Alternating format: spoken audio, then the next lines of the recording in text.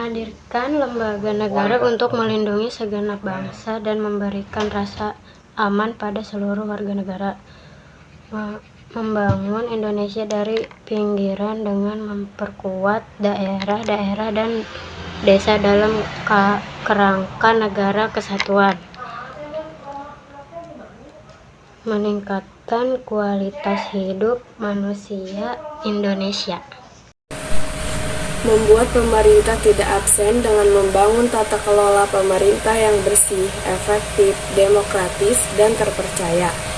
Menolak negara lemah dengan melakukan reformasi sistem dan penegakan hukum yang bebas korupsi, bermartabat, dan terpercaya. Mewujudkan kemandirian ekonomi dengan menggerakkan sektor-sektor strategis ekonomi domestik. Meningkatkan produktivitas rakyat dan daya saing di pasar internasional, melakukan revolusi karakter bangsa, memperteguh kebinekaan dan memperkuat restorasi sosial Indonesia. Penguatan pembiayaan ekspor melalui National Interest Account, penetapan harga gas untuk industri tertentu di dalam negeri, dan kebijakan pengembangan kawasan industri. Halo, nama saya Aulia, kelas 12 IPA 6. Kebijakan ekonomi pada masa pemerintahan Presiden Joko Widodo. Kebijakan memperkuat fungsi ekonomi koperasi, kebijakan simplifikasi perizinan perdagangan, kebijakan simplifikasi visa kunjungan dan aturan pariwisata. Kebijakan LPG untuk nelayan, stabilitas harga komoditi pangan khususnya daging sapi, melindungi masyarakat berpendapatan rendah dan menggerakkan ekonomi pedesaan, dan yang selanjutnya pemberian raskin atau beras kesejahteraan untuk bulan ke-13 dan ke-14. Oke, selanjutnya ada kebijakan politik pada masa kepresidenan Joko Widodo pada periode kedua. Oke, yang pertama, pemerintah terus-menerus melanjutkan pembangunan infrastruktur yang telah dimulai di periode sebelumnya. Proyek-proyek infrastruktur meliputi pembangunan jalan tol, bandara, pelabuhan, serta proyek kereta api untuk meningkatkan konektivitas dan mobilitas di seluruh Indonesia.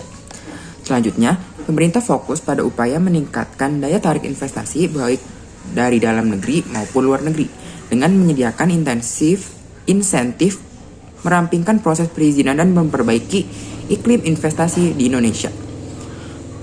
Melalui program-program seperti Kartu Prakerja dan program-program pelatihan kerja lainnya, pemerintah berupaya meningkatkan keterampilan dan daya saing tenaga kerja Indonesia. Assalamualaikum warahmatullahi wabarakatuh. Oke, nama saya Falikmal Putra Raihan dari 12 IPA 6, khususnya dari kelompok 4. Di sini saya akan memberikan poin-poin yaitu berupa kebijakan ekonomi pada Presiden Jokowi khususnya pada periode kedua. Oke, poin-poin sebelumnya sudah disebutkan oleh Feros dan saya akan melanjutkan pada poin keempat. Oke, poin keempat ada pemerintah terus berkomitmen untuk meningkatkan kualitas sumber daya manusia Indonesia melalui reformasi pendidikan dan peningkatan akses pendidikan berkualitas untuk semua lapisan masyarakat. Oke, yang kelima ada pembangunan kawasan ekonomi khusus, yaitu program ini masih menjadi fokus pemerintah untuk mengembangkan kawasan-kawasan ekonomi yang memiliki potensi dan keunggulan kompetitif tertentu. Oke, selanjutnya poin ke-6 yaitu pemerintah melakukan reformasi dalam sistem subsidi untuk mengalokasikan dana secara lebih efisien sambil tetap memperhatikan kesetaraan sosial dan perlindungan terhadap lapisan masyarakat yang rentan. Oke, cukup sekian. Kurang lebihnya mohon maaf. Wassalamualaikum warahmatullahi wabarakatuh.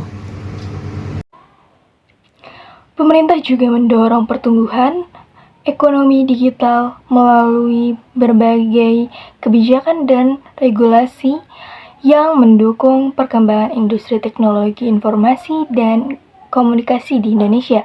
Kebijakan politik 2 kali reshuffle kabinet penerapan pada tanggal 23 Desember pada tahun 2020 dan 28 April pada tahun 2021. Kemdikbud digabung Kemristek, Kementerian Pendidikan, Kebudayaan, Riset, dan Teknologi atau Kemdikbudristek.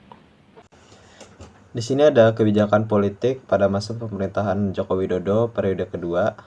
Di sini ada pembentukan Kementerian Investasi. Selanjutnya ada Partai Amanat Nasional gabung ke koalisi pemerintahan pada 31 Agustus 2021.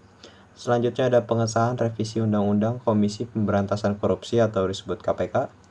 Pengesahan Omnibus Law atau UU Cipta Kerja. Selanjutnya ada 2 menteri terjaring operasi tangkap tangan KPK. Selanjutnya ada pemberhentian 58 pegawai KPK tak lulus tes wawasan kebangsaan. Selanjutnya ada RUU harmonisasi peraturan perpajakan disetujui oleh DPR.